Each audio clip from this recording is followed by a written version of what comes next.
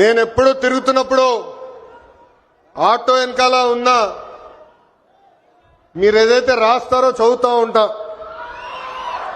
ఒక కొటేషన్ నాకు బాగా నచ్చింది. ఆ కొటేషన్ ఏంటంటే, వర్షం ఎలా పడుతుందని పిల్లలు అడిగినప్పుడు దేవుడు కురిపిస్తున్నారని చెప్పొద్దు, మనం మొక్క నాటితే ఒక్క నీటి బట్టు వర్షం ద్వారా వస్తుందని ఒక ఆటో డ్రైవర్ పెట్టుకున్నారు. అంటే ప్రకృతి పట్ల మనకున్న బాధ్యత ఆ ఆటో డ్రైవర్ ఈరోజు సమాజానికి నేర్పిస్తున్నారు. ఇంకొక ఆటో డ్రైవర్ కొటేషన్ చూసా, అందరూ బాగుండాలి, దాంట్లో నేను కూడా బాగుండాలని చెప్పారు. మూడో కొటేషన్, జరా భద్రం భయ్యా, మనందరం చల్లగా ఇంటికి వెళ్ళాలి. అంటే స్పీడ్గా నడపద్దు, ర్యాష్గా నడపద్దని ఆ ఆటో డ్రైవర్ చెప్పే పరిస్థితి. ఈ కొటేషన్లన్నీ మీకు ఎందుకు చెప్తున్నానంటే, మా ఆటో డ్రైవర్ల మనసు పెద్ద మనసు. ఎవరన్నా బ్యాగ్ మర్చిపోతే తిరిగి వాళ్ళకి అందిస్తారు, ఎవరన్నా పొరపాటున సెల్ ఫోన్ మర్చిపోతే వాళ్ళ ఇంటికి చేర్చుతారు.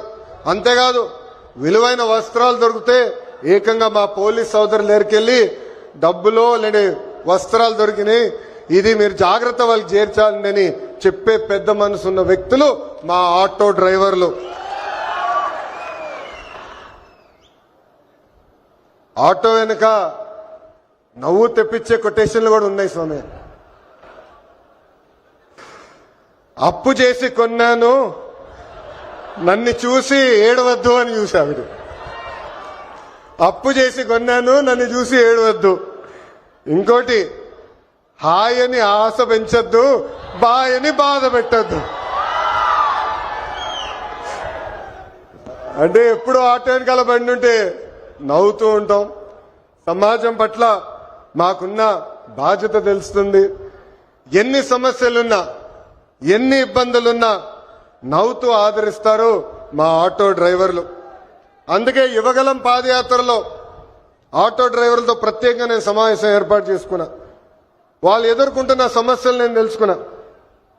ఆనాడు ఆటో డ్రైవర్లు నాకు చెప్పింది ఒకటి, కుడి చేతిలో 10,000 పెడతారు, ఎడం చేతిలో 20,000 రూపాయలు లాగేస్తారని. అరే ఎట్లా లాగుతున్నారా భయ్ అని అడిగా. గ్రీన్ ట్యాక్స్ పెంచారు, 20,000 రూపాయలు చేసి బాదుతున్నారన్నారు.